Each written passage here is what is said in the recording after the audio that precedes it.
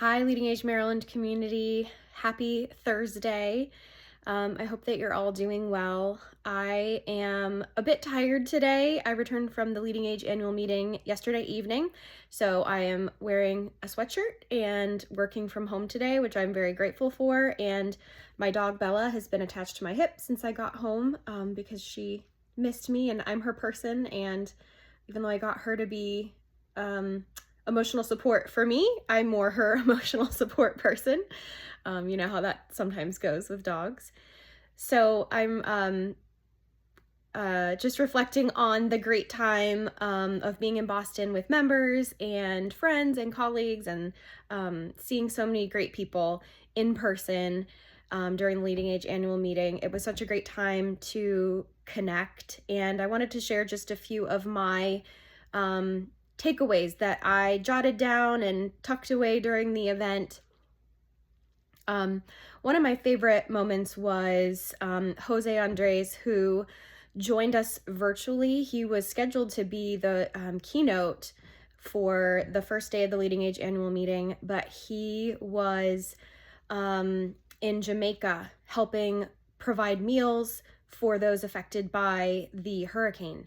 And so thankfully he was still able to join virtually, and he just shared amazing comments. He was just so incredibly authentic and really just, I think, helped shine light on ways that humanity can really show up for each other in really difficult times.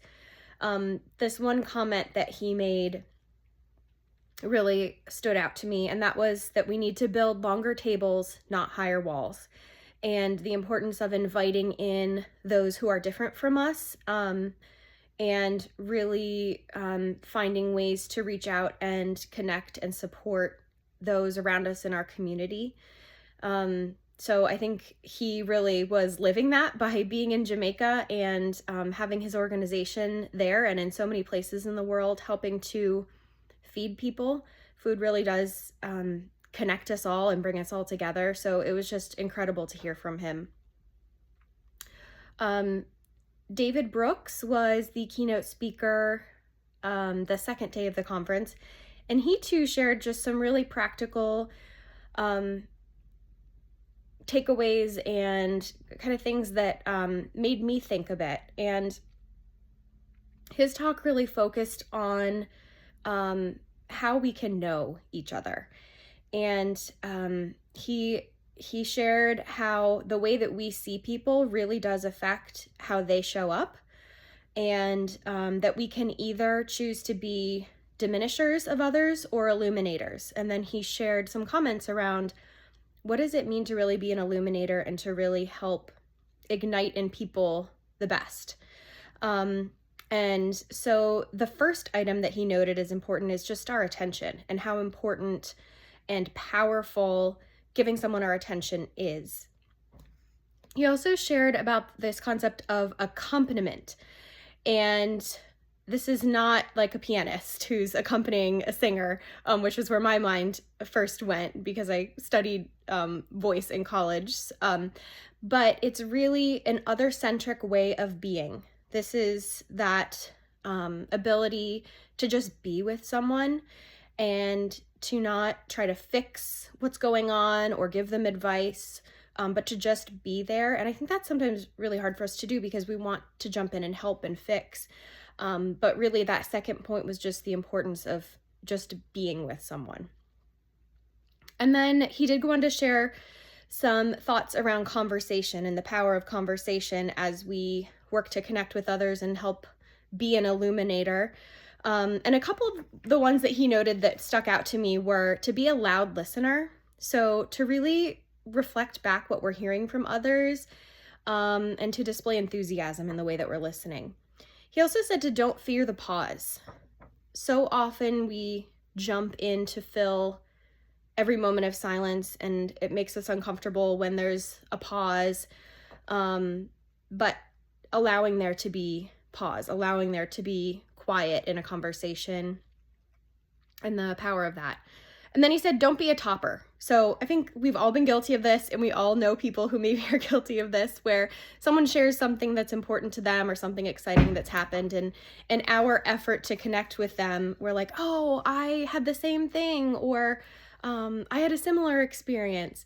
And so instead of trying to be a topper, just being in the moment with that person and acknowledging their experience and not necessarily having to share one of our own that was maybe similar. And then asking good questions. And this is something that the Leading Age Leadership Academy really focuses on, this concept of what they call asking softball questions. And that's asking questions that aren't in any way leading someone to a certain answer, or questions that they do not contain any judgment. So just thinking about the way that we're asking questions. Even something as simple as, did you like that session? It kind of closes someone into either liking it or not liking it. So asking more truly open-ended questions that don't have any kind of slant or built-in judgment within the language that you're using. And then the last point that really stood out to me was the power of standing in someone else's standpoint.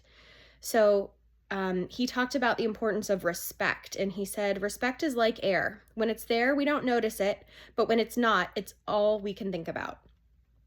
And I think that's so true. And we've probably all experienced conversations where we were disagreeing with someone about something, or we were seeing it from different places, but we still felt respected. And we probably all also experienced not having someone else's respect, and how that can feel. It can be upsetting. It can make you feel less than. It can make you feel angry. And so really the importance of standing in someone else's standpoint and not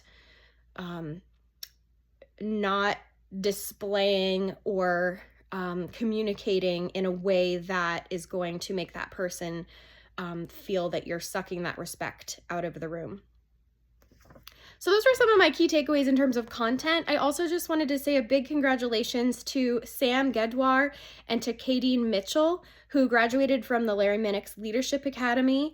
It was really exciting to get to see them up on stage, and so just want to say a huge congratulations. It's a big time commitment and commitment from their organizations to send them to the Academy, and so congratulations to Sam and Kadeen on graduating.